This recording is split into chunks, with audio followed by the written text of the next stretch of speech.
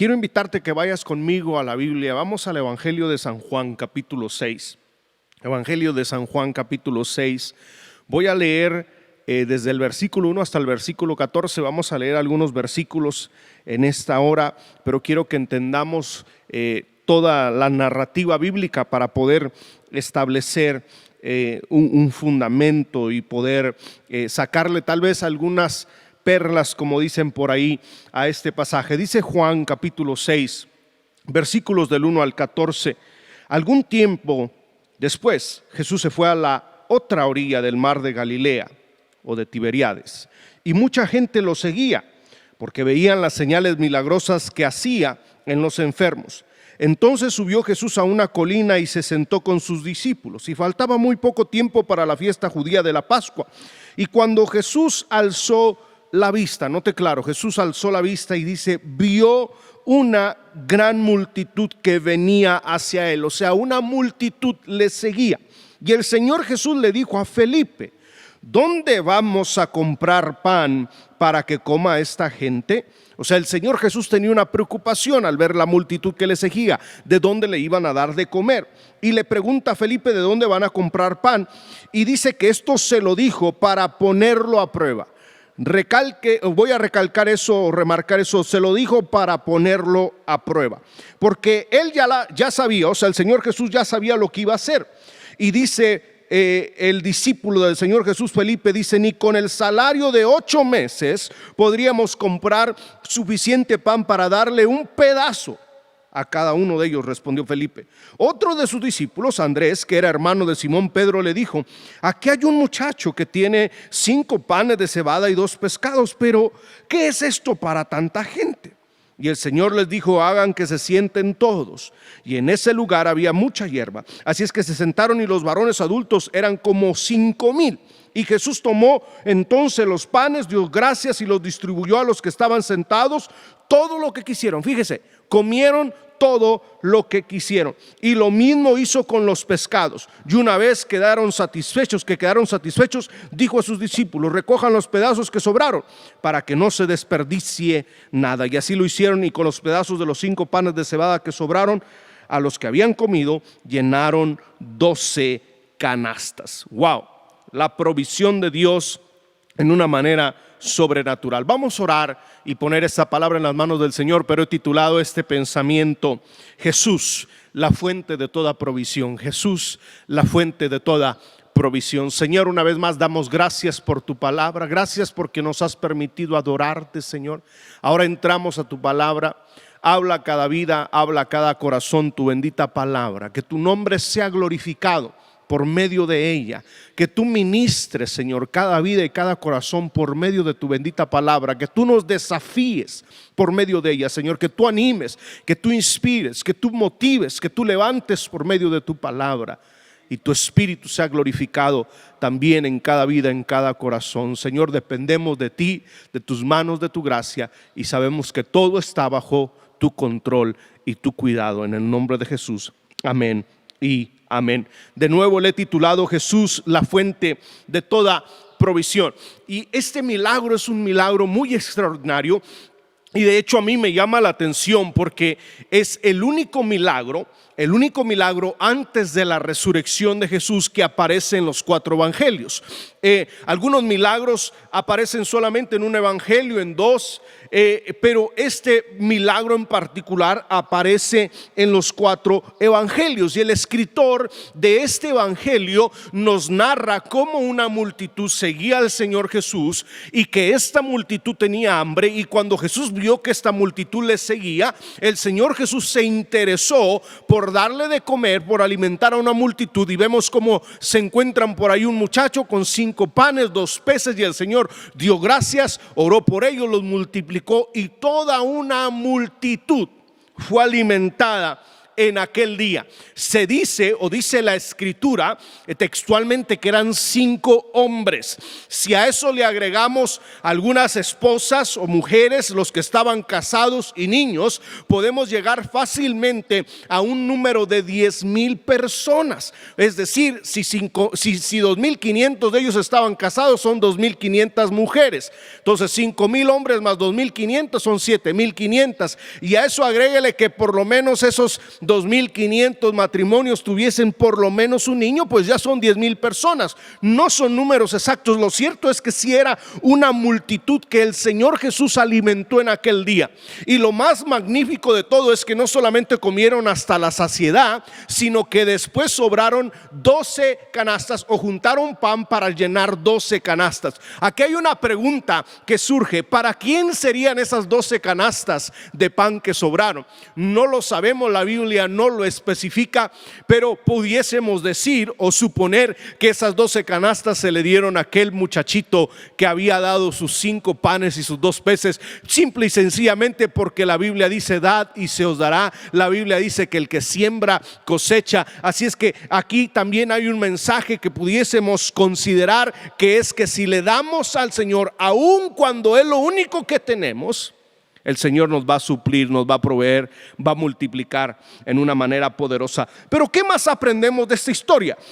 En esta historia aprendemos que el cuidado y la provisión sobrenatural de Dios es para aquellos que lo buscan. Repito, el cuidado y la provisión sobrenatural de Dios es para aquellos que le buscan.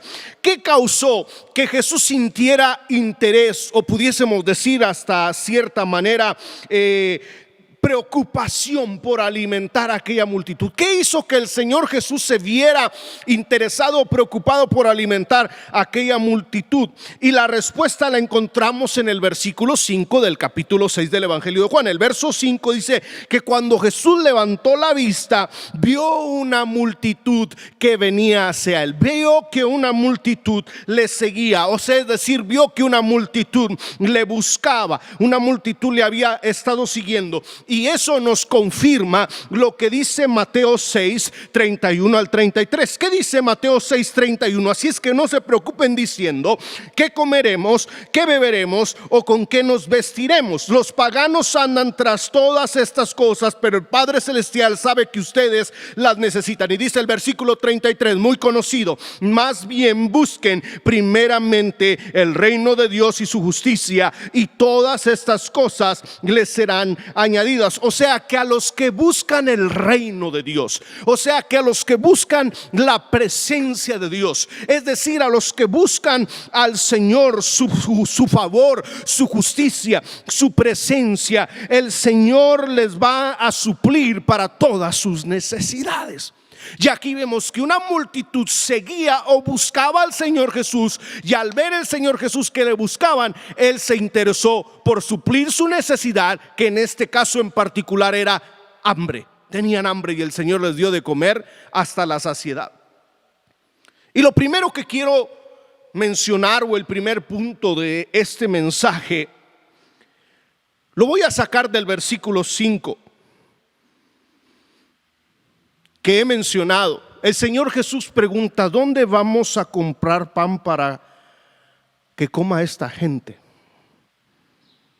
Eso me hace ver que el Señor sabe y está consciente de tu situación. Ese es el primer punto. El Señor sabe y está consciente de tu situación. Es decir, el Señor sabe por lo que tú estás pasando.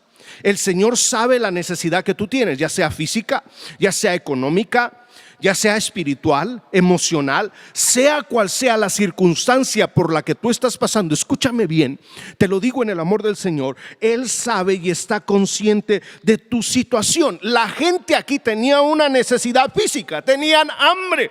Y a veces nosotros pensamos o podemos llegar a pensar que el Señor Jesús ignora nuestra situación, que el Señor Jesús no le importa nuestra situación, o incluso que Dios desconoce la circunstancia por la que estamos pasando. Pero la Biblia me demuestra que el Señor siempre está al pendiente de nuestras necesidades. La Biblia nos hace ver que el Señor Jesús también fue humano, era hombre, por lo tanto él tuvo hambre, tuvo frío, tuvo calor, tuvo sed. Él conoce las situaciones por las que nosotros pasamos. Y a veces nos puede cegar la situación, a veces la situación negra y oscura, lo denso del problema, lo complicado de la circunstancia nos puede bloquear o cegar, y eso nos puede hacer llegar a pensar que Dios no nos ama, que Dios no está con nosotros, que Dios no está al pendiente de tu situación. Pero yo he venido en esta hora para decirte que el Señor Jesús conoce tu situación, y no solamente la conoce, sino que está al pendiente de tu situación. Servimos a un Dios que todo lo ve, que todo lo conoce. Servimos a un Dios que empatiza con tu necesidad. Él empatiza con tu necesidad. ¿Qué quiero decir con esto? Él es compasivo y misericordioso, por lo tanto, Él siente tu dolor, Él siente tu pena. Él ha pasado por dolor, Él ha pasado por frío, Él también pasó por las situaciones que nosotros pasamos. La Biblia dice que fue tentado en todo. La Biblia dice que no tenemos un sumo sacerdote que no se compadece de nosotros, sino se compadece de nuestras necesidades. Por lo tanto, yo te quiero animar. Si hay alguien ahí contigo, dile: Dios sabe, Él conoce nuestra situación.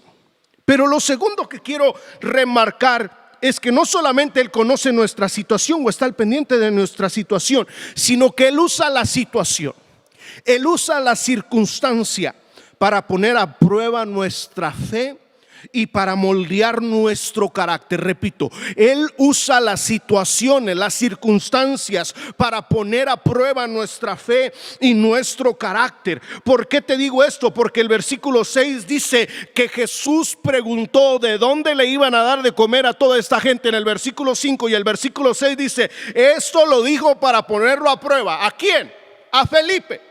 Dice textualmente: esto lo dijo para ponerlo a prueba. ¿En qué caso o en qué situación lo puso a prueba? Puso a prueba su fe viendo de dónde iban a alimentar a toda esta multitud. Y la Biblia es clara, la Biblia nos muestra cómo el Señor Jesús probó la fe de muchos hombres, de muchas mujeres. Él prueba al que no tiene fe, Él prueba al que tiene poca fe, Él prueba al que tiene mucha fe. Y puso a prueba a Felipe, y fíjese lo que Felipe responde ante tal circunstancia. Felipe dice: ni con todo el salario de 8 meses nos bastaría para alimentar a esta multitud.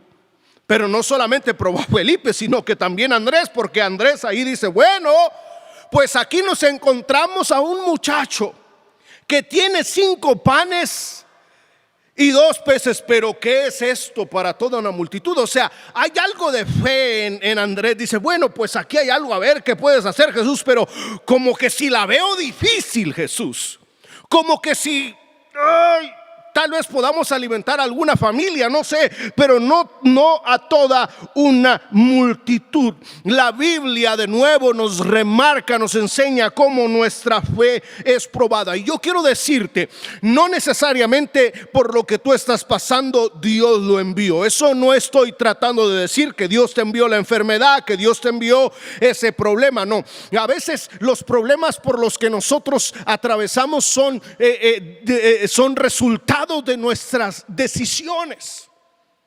Pero independientemente de cuál sea el resultado de la circunstancia o la situación por la que tú estás pasando, yo sí veo en la Escritura que el Señor usa esa situación para probar nuestra fe y nuestro carácter. Vayamos a la Biblia para corroborar esto. El Señor prueba nuestra fe para purificarnos. Primera de Pedro capítulo 1 versículos 6 y 7 dice: esto es para ustedes motivo de gran alegría, A pesar de que hasta ahora, escuche bien lo que dice Pedro, Primera de Pedro 1:6 dice, a pesar de que hasta ahora han tenido que sufrir diversas pruebas por un tiempo. Y dice el verso 7, el oro, aunque perecedero, se acrisola al fuego. Así también la fe de ustedes, que vale mucho más que el oro, al ser acrisolada, o sea, al ser probada, al ser purificada por las pruebas, demostrará que es digna de aprobación, gloria y honor cuando Jesucristo se revele. ¿Qué nos dice esta escritura? Que el creyente va a experimentar o experimenta pruebas que implican una refinada, una purificada, es decir, de la misma manera que el oro está sujeto al fuego del fundidor, y así como el fuego quita las impurezas que son ajenas al metal, del mismo modo Dios purifica la fe del creyente, quitando el pecado y todo cualquier otra cosa que nos estorbe para seguir creciendo y avanzando. El Señor usa las pruebas para purificar nuestra fe.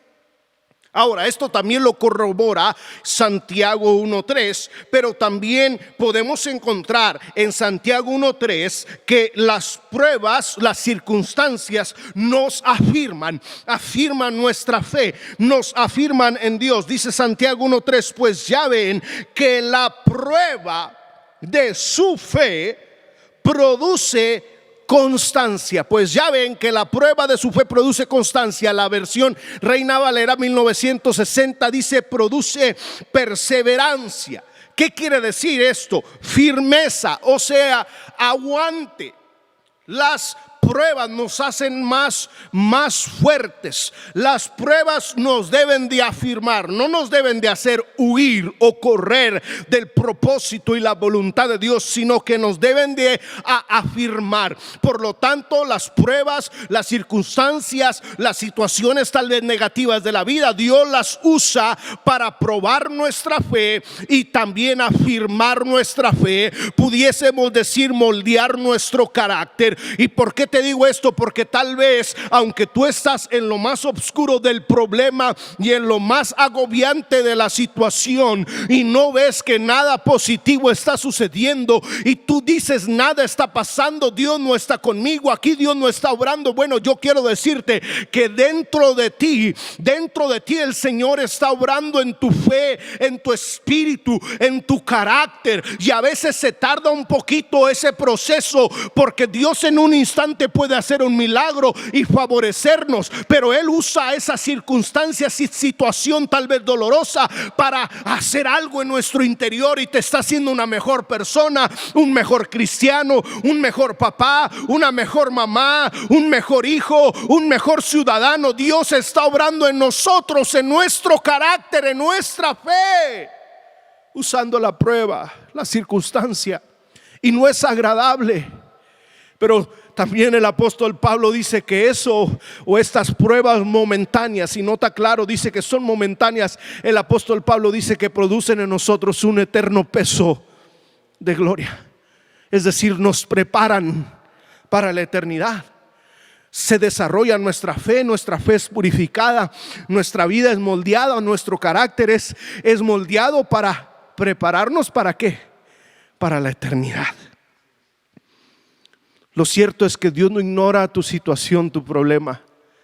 Y número 2, tal vez está probando tu fe y está usando esa situación para obrar en ti, en tu vida, incluso en nuestra familia, en las personas que nos rodean. Pero te tengo buenas noticias. Independientemente por lo que tú estés pasando, el Señor Jesús es tan bueno, es tan bondadoso,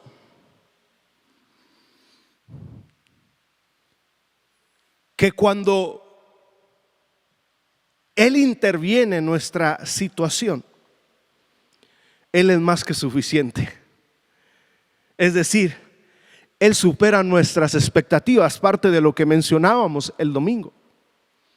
El apóstol Pablo registra la Biblia que estaba pasando por una situación. Tenía un aguijón, no sabemos exactamente qué era. Hay muchos teólogos que dicen, unos que era una cosa, otra cosa. No voy a entrar en ese detalle, pero cuando el apóstol Pablo le dice al Señor Jesús que se lo quite, el Señor Jesús le dice: bástate mi gracia. El Señor Jesús es más que suficiente. Y el versículo 11 de la narrativa que hemos leído del capítulo 6 de San Juan, el verso 11 dice que tomó entonces los panes, dio gracias y los distribuyó a los que estaban sentados y les dio todo lo que quisieron, y lo mismo hizo con los pescados. Escucha bien, en medio de esta situación de hambre, de tal vez de algunos de cansancio, de angustia, de desesperación, vemos de nuevo que el Señor Jesús está al pendiente. Vemos que el Señor usa esta situación para probar a sus discípulos. Y tercero, vemos que Él es más que suficiente y supera todas las expectativas. Porque tal vez la expectativa de muchos en aquel día era: aquí nos vamos a morir de hambre.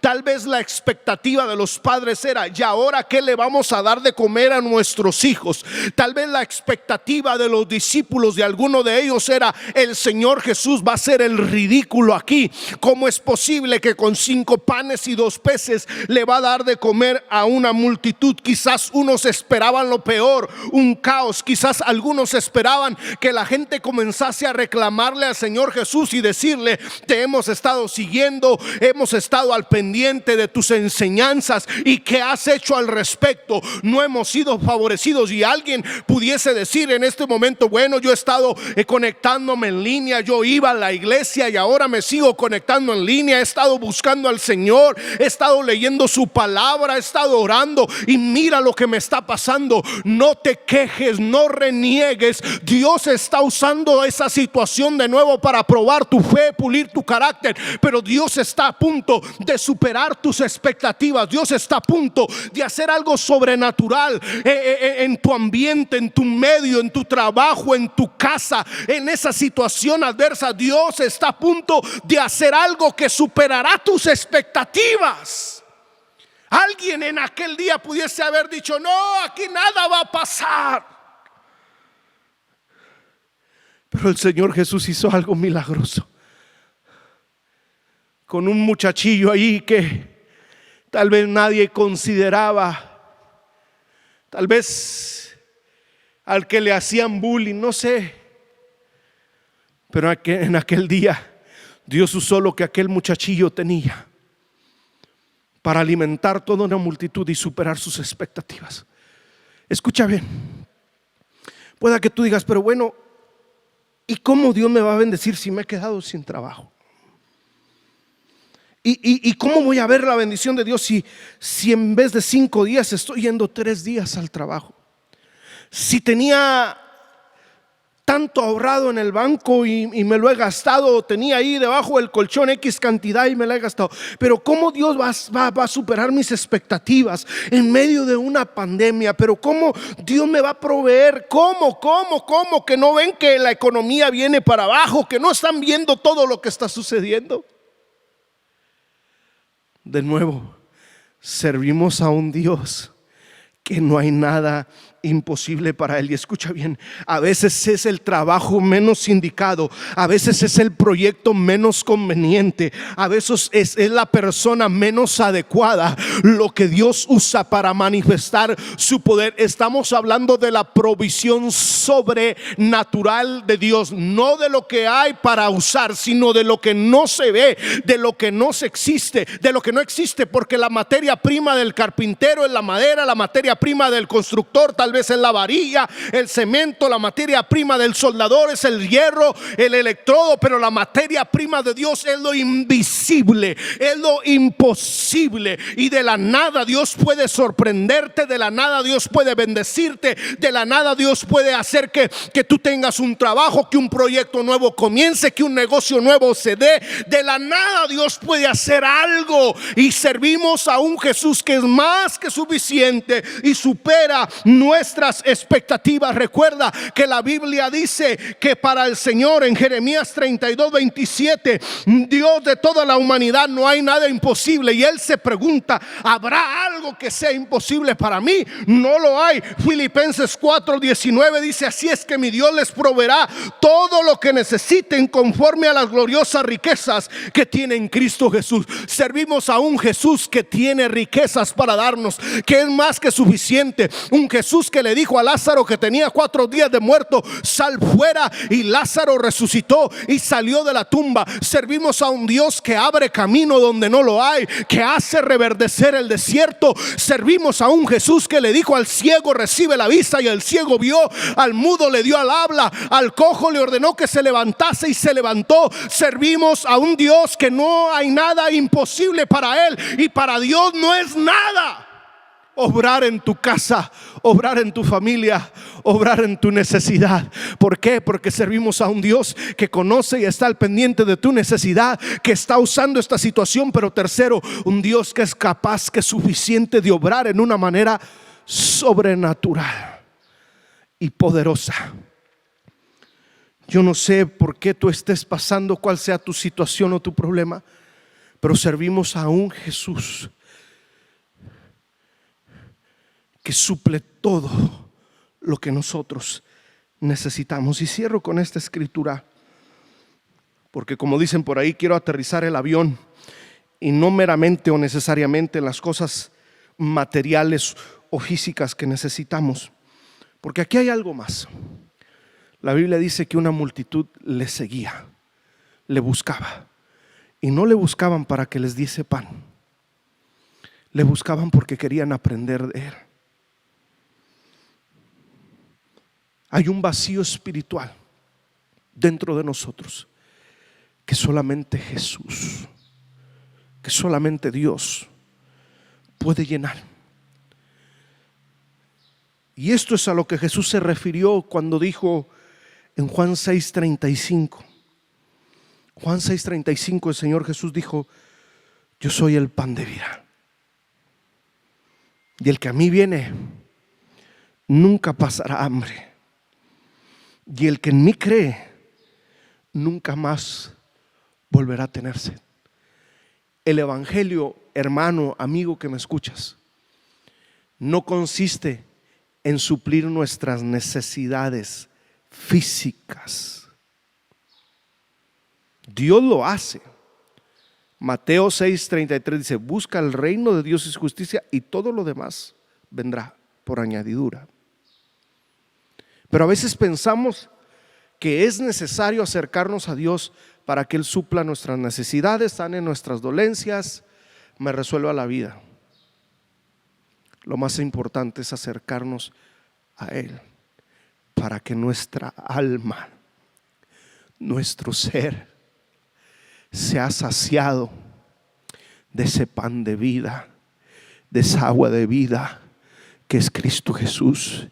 Y Él dice: el que coma de este pan jamás pasará hambre, el que beba de esta agua jamás volverá a tener sed. Es un desafío, pero que ese sea nuestro objetivo: llenarnos del pan de vida y saciarnos del agua de vida. Jesús es la fuente de toda provisión espiritual, emocional y física. Repito, Jesús es la fuente de toda provisión espiritual, emocional y física. Oremos.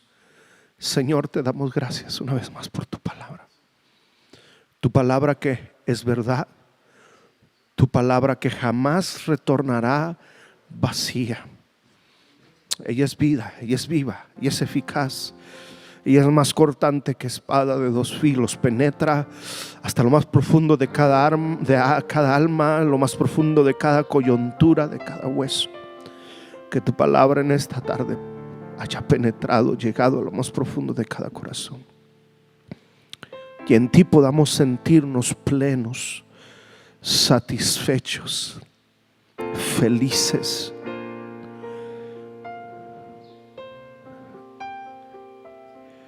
Que no veamos el problema, la circunstancia, la situación negativa, sino que te veamos a ti como nuestra esperanza, nuestro refugio, nuestro escondedero, la fuente de toda provisión, el único capaz de saciar el hambre y nuestra sed espiritual. Señor, yo te pido que en esta hora primeramente tú sacies nuestras almas. Sacia nuestras almas hambrientas y sedientas de ti.